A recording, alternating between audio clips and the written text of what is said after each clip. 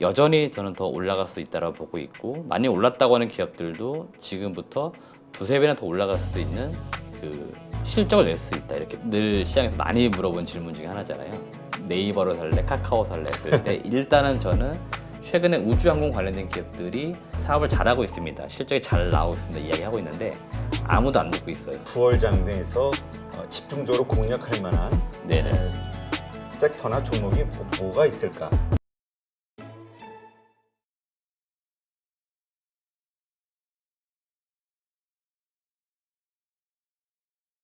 사실 그동안의 그 주도주는 2차 전지하고 그다음에 이제 반도체, 특히 HBM 관련해서 네네. 뭐 SK 하이닉스라든가 뭐 한미 반도체 이런 중심으로 올라왔죠. 2차 전지는 물론 뭐 에코프로, 포홀 뭐 관련된 양극재주들 이게 이제 메인 중심이었는데 어떻습니까? 이것들이 다시 이 하반기 증시의 주도주로 올라갈 가능성 이 부분 어떻게 보세요?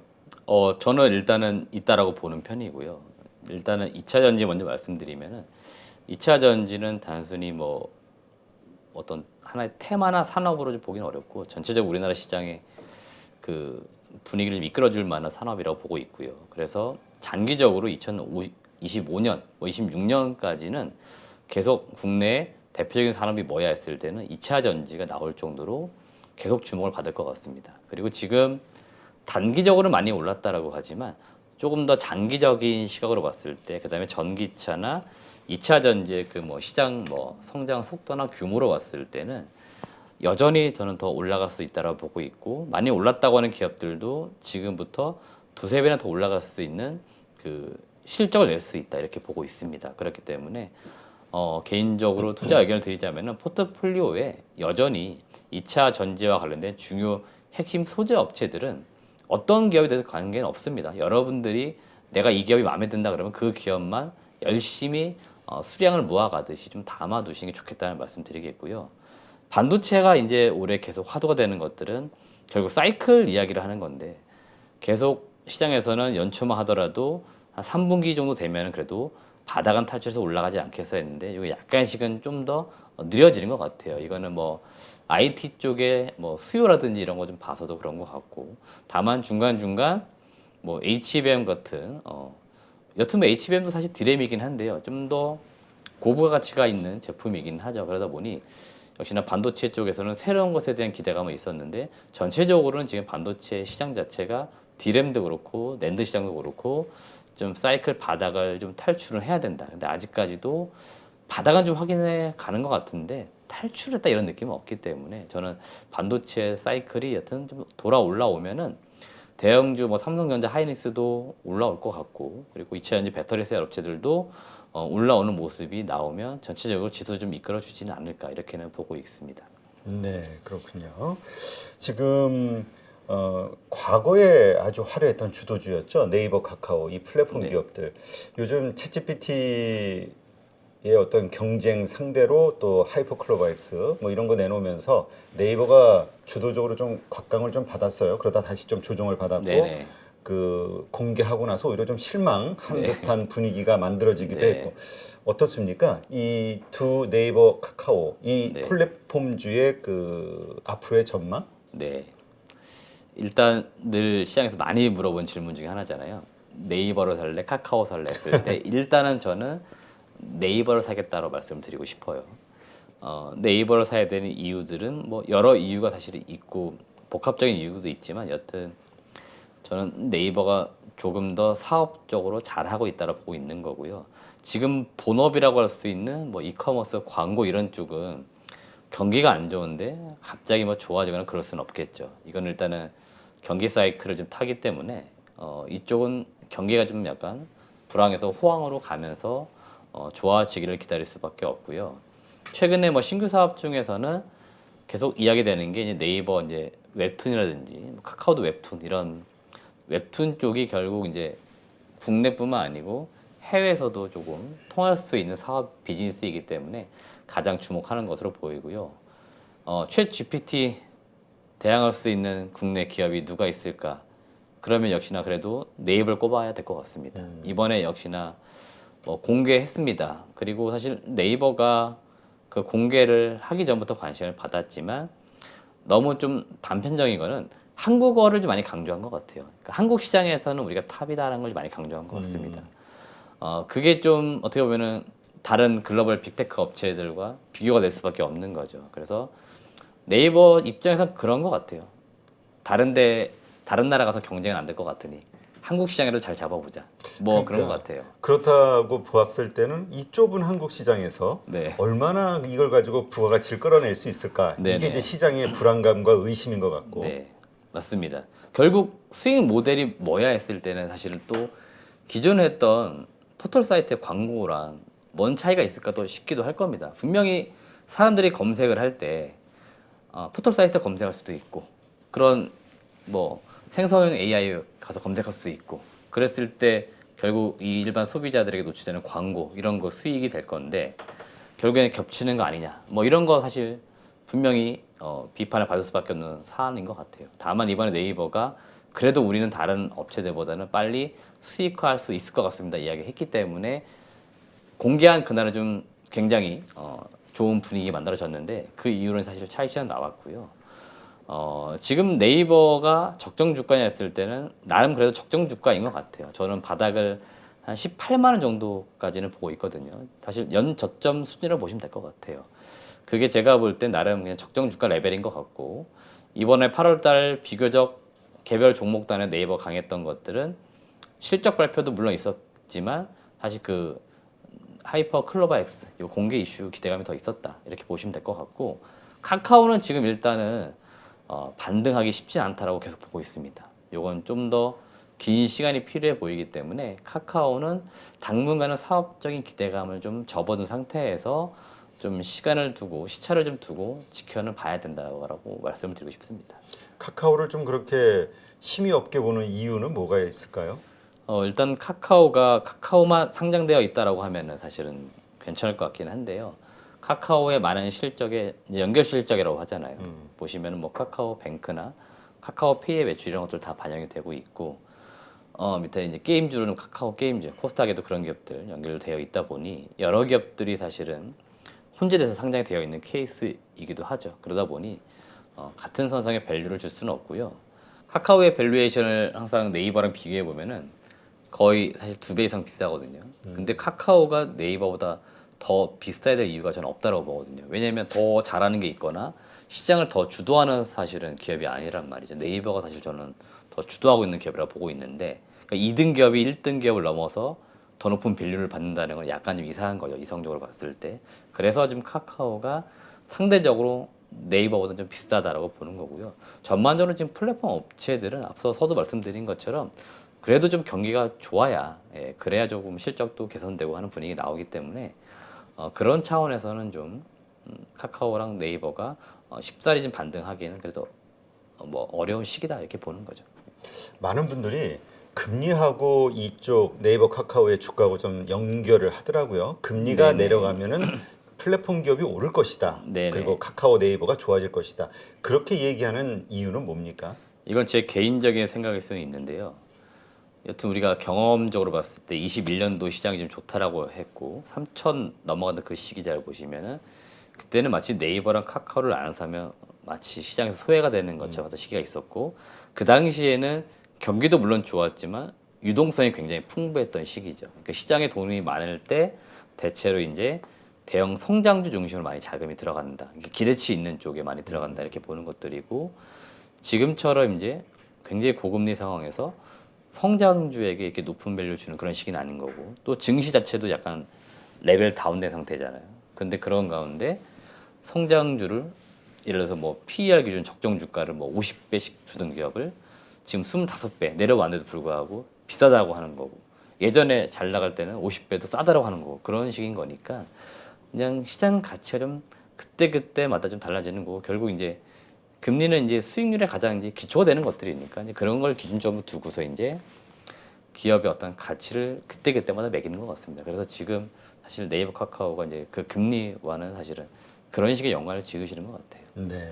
지금 네이버 같은 경우는 그 12개월 그러니까 예상 네네. PER로 봤을 때는 한 28배로 평가를 받네요. 네네, 28배 정도 맞습니다. 나올 것이다. 근데 카카오 같은 경우는 예상 PER로 45배가 나오기 때문에 아까 네네. 말씀하신 많이 비싸다, 2배 가까이 비싸다. 이게 네. 아마 이 근거신 것 같고. 네, 맞습니다. 제가 보는 적정 주가를 PER 고점으로 봤을 때 30배거든요. 그러니까 사실 네이버가 지금 제가 적정 주가의 레벨에 와 있다. 그러니까 바닥이라고 할 수 없겠지만 그래도 나름 적정 주가 선에서는 거래가 되고 있다고 표현을 드린 거고 카카오는 그거에 비하면 아직도 좀 비싸다라고 제가 표현을 드린 겁니다. 네, 알겠습니다. 매출액과 영업이익의 그 증가 규모도 조금 다르군요. 네, 이러한 것들 기본적으로 우리 가족분들은 재무제표를 통해서 네, 펀더멘털이 어떤 차이가 있는지도 한번 체크해 보시는 게 필요하지 않을까 싶고요. 자, 일단 이 플랫폼주들이 좋아질 수 있다면, 근데 사실은 어느 주식이든 이 대형주들이 가기 위해서는 외국인의 매수가 들어와야 예, 되는 건데 과연 지금 외국인 매수가 들어올 수 있는 환경이냐? 지금 1,320원대 환율 이 상황에서 앞으로 9월 달에 어떤 드라마틱한 일이 있어서 이게 환율이 뚝 떨어질까? 많은 분들이 이 환율이 내려가지 않으면 외국인들이 쉽게 들어오지 못할 텐데 뭐 이런 생각 하시거든요. 그렇죠. 일단 환율 먼저 말씀드려보면 1,300원대 지금 뭐 초반 뭐 20원에서 40원 그 범주에서 왔다 갔다 하는 것 같은데 일단 작년에 굉장히 높았던 1,440원대에 비하면 분명히 떨어진 건 맞지만 그 20 뭐 한 1년도 뭐 이때 환율 잘 보시면은 한 1,150원대 레벨이었거든요. 그래서 저도 여러 이제 기업 다니면서 환율이 언제일 때 사실은 경영하기에 좋아요라고 많이 물어보거든요. 그럼 대체로 1,150원에서 1,200원 많이 이야기합니다. 그러니까 그때 수출하기도 좋고 원재료 사오기도 좋다. 나름 부담 없는 그 가격대라고 하는데 여전히 사실 지금은 부담스러운 가격인 건 맞죠. 환율을 봤을 때. 그리고 외국인들이 지금 들어오기엔 분명히 부담은 있을 것 같은데 그래도 외국인들이 꾸준히 사는 종목이나 섹터가 있거든요. 그게 제가 볼 때는 반도체 같아요. 반도체. 예, 반도체는 보니까 작년부터 제가 사실 삼성전자 그 수급을 봐왔는데 작년 한 10월 정도일 겁니다. 그때부터 외국인들은 정말 꾸준히 삼성전자를 비중을 늘려고 있거든요. 그래서 그래도 우리나라 지수 뭐 증시가 좋다 이렇게 봤을 때 외국인들이 산다 그러면 저는 반도체를 더 사지 않을까 이렇게 보고 있습니다. 그러면은 결국 이제 뭐 디램 뭐 드디어 바닥은 잡혔다. 낸드 이제 아직 바닥은 아니었는데 이번 달 말 좀 있으면 발표가 될 것 같은데 8월까지 가격들이 바닥은 확인한 것 같다. 뭐 이런 이야기들 나오면은 이제는 반도체 쪽에 좀 더 수급이 들어오지 않을까. 그러면은 지수도 좀 힘을 그때는 받지 않을까 보는 거고요. 다만 엄청나게 뭐 지수가 뭐 크게 가거나 그럴 거로 보지는 않습니다. 여전히 박스권인데 그나마 이제 그런 것들이 하나의 좀 시그널이 돼주지 않을까 이렇게 보는 겁니다. 네, 알겠습니다. 지금 말씀하신 대로 삼성전자 이게 계속 올라간다면은 이제 전체 시장도 올라간다는 얘기니까 지수 자체가 이렇게 좀 상승장이 계속 유지가 되기 위해서 앞으로 있을 수 있는 주요 이슈 이런 것들이 좀 도움이 되는 있다면 뭐가 있을까요?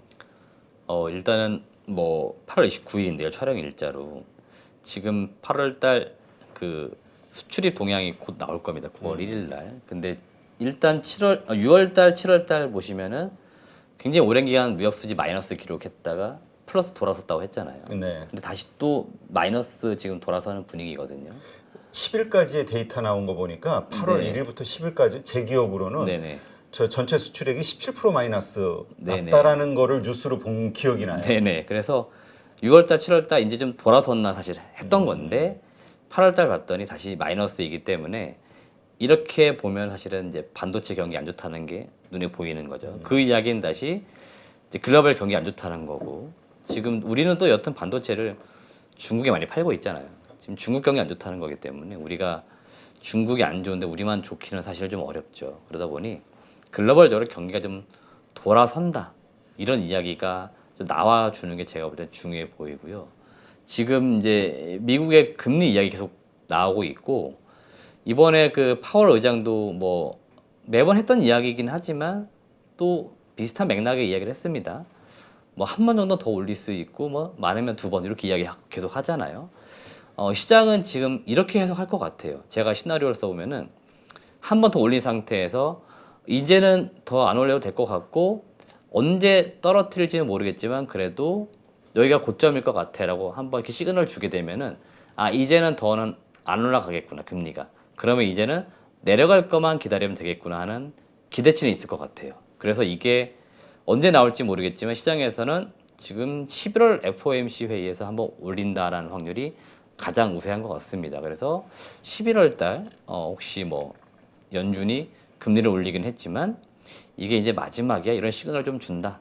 그러면 그래도 좀 증시는 좀 좋게 해석을 하지 않을까? 그러면 그런 것들이 좀 장이 좋아질 수 있는 시그널이 될 수 있다 이렇게는 보고 있습니다. 네. 우리가 또 예상할 수 있는 악재도 한번 고민해봐야 되겠죠? 네네.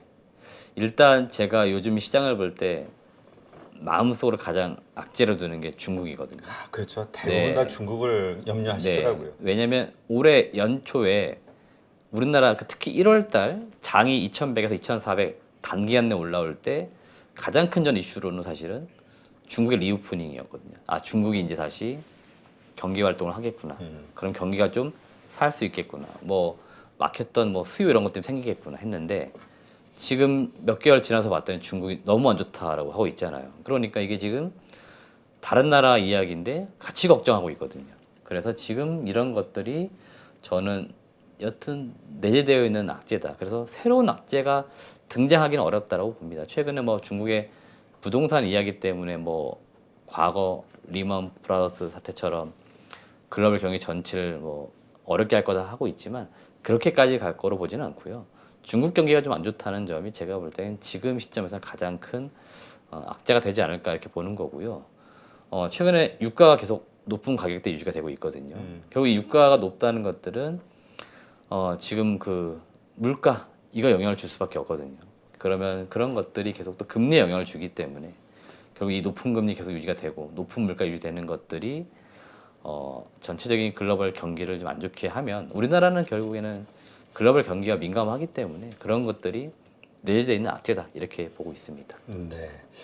자, 지금 현금이 있다면 아마 현금이 있으신 분들이 얼마나 될까? 미리 네. 다 사가지고 최근에 네. 조정장에서 좀 물리셨다 이런 댓글들을 많이 봐서 그러나 어쨌든 가지고 있는 현금이 있다면 지금의 이 9월 장세에서 집중적으로 공략할 만한 네네. 섹터나 종목이 뭐가 있을까? 일단 제가 좀 고민을 좀 해봤는데요.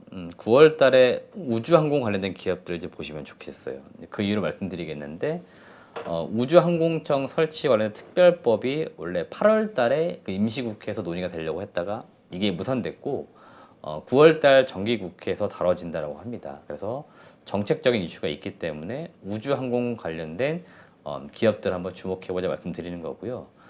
단순히 이 정책 모멘텀을 제가 기대하는 건 아니고요. 최근에 우주항공 관련된 기업들이 각 기업별로 굉장히 그들이 사업을 잘하고 있습니다. 실적이 잘 나오고 있습니다. 이야기하고 있는데 아무도 안 듣고 있어요. 그래서 주가가 바닥에 있습니다. 그러니까 싸다는 이야기입니다. 그래서 제가 볼 때는 정책, 뭐 국회 논의가 되고 이런 것들은 이제 뭐 모멘텀이 되는 거고요. 상승의 요인이 되는 거고 기본적인 펀더멘털이 지금 나오고 있는 실적이 나오는 뭐 캔코아 에어로스페이스나 인텔리안테크 이런 기업들 잘 보시면은 상당히 이제 펀더멘털 좋기 때문에 이런 기업들이 그래도 좀 유망해 보인다라고 말씀드리고 싶고요.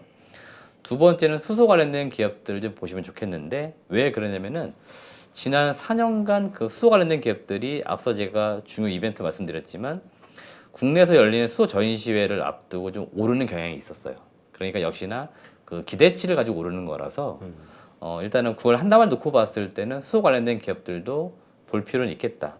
대표적으로 상하 프론테크, 효성 첨단 소재, 일진 하이솔루스 이런 기업들이 늘 수소 대표주로 거론되는 기업들입니다. 각각의 뭐 수소 생산, 저장, 뭐 활용에 있어서 이용도가 굉장히 많은 기업들이다 보니까 그다음 기술적인 해자들을 가지고 있어요. 거의 뭐 탑티어 첫 번째 기업들을 꼽히는 기업들이다 보니까 이들 기업들이 늘 대표 기업으로 꼽히고 있어서 이런 기업들도 아마 9월 달에 그 이벤트를 앞두고 좀 강하지 않을까 보고 있어서 볼 필요 있겠다고 말씀드리겠고 조금 길게 보시면은 그 한때 좀 이슈가 되긴 했는데 STO라고 하는 증권형 토큰 이걸 좀 우리가 볼 필요 있습니다. 왜 그러냐면은 7월 28일 이게 지금 법률안이 개정안이 발의가 됐습니다.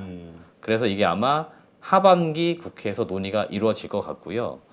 2024년도에 제도화가 될 것 같습니다. 그러니까 제도화가 된다는 건 뭐냐면 주식 같은 경우에도 이 자본시장법상 안에서 우리가 지금 거래를 하고 있는 거잖아요. 그런 식으로 이제 뭐 부동산이나 미술품, 그 다음에 어떤 특정 실물 자산, 뭐 예를 들어서 뭐 한우, 그 다음에 탄소 배출권, 뭐 이렇게 이런 실물 자산까지도 이제는 제도권 범주 내에서 투자할 수 있는 시기가 이제 옵니다. 그러면은 이런 것들을 준비하는 기업들이 있거든요. 그래서 아마 그런 쪽에서 시장 모멘텀을 좀 찾지 않을까 그렇게 보고 있기 때문에 STO, 그러니까 증권형 토큰 관련된 기업들도 한 번씩은 볼 필요 있겠다는 말씀드립니다. 네, 그 우주항공주 이쪽과 관련해서 탑픽으로 보시는 데가 어디예요? 지금 저는 개인적으로 캔코아 에어로스페이스를 굉장히 좋게 보고 있습니다. 음, 이 기업을 제가 지난 7월 달에 탐방에 갔었는데 그 전까지는 사실 저도 그냥 우주항공 관련 기업 정도로만 알고 있었는데 생각보다는 매출 성장률이 굉장히 가팔라요. 2017년도 매출액이 100억이었거든요. 근데 올해 잘하면 1000억. 한 6년 만에 10배 이상의 지금 매출액을 낼 수 있는 기업으로 성장한 겁니다.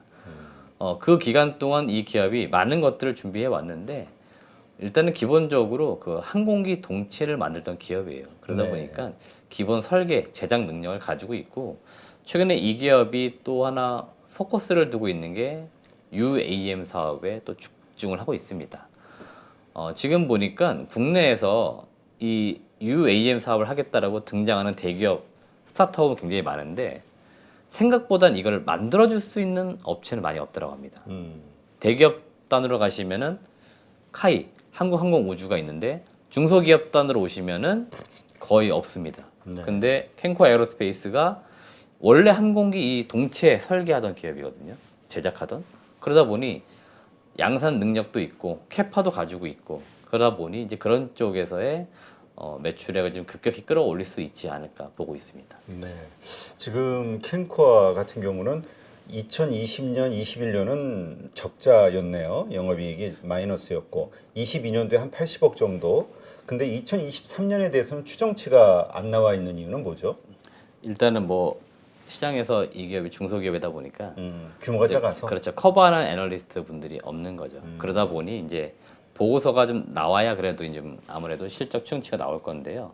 이런 기업들은 뭐 사실 또 거리도 멀거든요. 경남 사천에 있어요. 그러다 보니까 이제 스몰캡 애널리스트 분들도 이제 쉽사리 가긴 좀 그렇겠네. 쉽지는 않죠. 그러다 보니 그런 것 같습니다. 네. 어쨌건 올해, 그러니까 작년에 영업이익이 80억인데 지금 일단 올해 1분기 때는 4억으로 나왔고요. 네, 그렇죠? 맞습니다. 그러니까 그렇게 썩 좋은 성과는 아닌 것 같아요. 네, 맞습니다. 2분기 이익이 얼마나 나올지 네. 이게 참 궁금하긴 한데 2분기, 3분기. 네. 아마도 그 매출액으로 일단 볼 때는 상반기가 역대 일단 최대 매출이었을 거예요. 근데 이것도 그 회계 인식 기준이 좀 차이가 있어가지고 상반기에는 영업 이익이 많이 나오지 않았을 거고요. 아마도 대거 이익이 좀 하반기에 나올 가능성이 있거든요. 그러면 또 갑자기 이게 이익이 왜 이렇게 좋아졌어지? 그게 아니고 이게 항공기라고 하는 것들이 한번 수주 받은 다음에 굉장히 장기적으로 만들잖아요. 네. 차처럼 뭐 매달 하나씩 찍어내고 이런 게 아니지 않습니까? 몇 개월에 걸쳐 만들다 보니까 그 수익을 인식하는 그 시점들이 있을 건데 이제 그 인식의 어떤 시점들이 좀 차이가 있다 보니까 아무래도 좀 상반기에는 이익이 좀 안 좋은 것처럼 보였는데 뭐 하반기 뭐 이렇게는 또 굉장히 이익이 좋아지는 것처럼 볼 수 있다. 이렇게 보시면 될 것 같습니다. 네. 알겠습니다. 참고하시기 바랍니다. 네, 오늘 이렇게 해서 그로스 리서치 이재모 대표 모시고 네, 여러 종목들에 대한 공부를 좀 했는데요. 아, 근데 1000개 이상의 기업을 탐방하셨나요? 네네. 제가 2015년도부터 탐방을 다니기 시작했습니다. 그래서 코로나 기간 때는 좀 못 가긴 했는데 그때도 온라인 IR 많았거든요. 그거라도 가면서 제가 탐방을 좀 열심히 다녔죠. 탐방을 다니는 이유들은 그 업계에 이제 계신 분들의 사실은 뭐 시각이라든지 또 그분들이 가지고 있는 뭐 지식적인 부분들 좀 얻기 위해 다녔던 거죠. 네, 알겠습니다. 나중에 그 기업 탐방하는 네네. 방법에 대해서 네네. 그 노하우 질문하고 그쪽에 좀 숨어 있는 뭔가 우리가 캐치를 해야 되잖아요. 좋은 네네. 어떤 정보들을 한번 좀 나중에 공부하는 시간 한번 갖도록 하겠습니다. 네, 이제까지 이재모 대표님과 함께했습니다. 수고 많았습니다.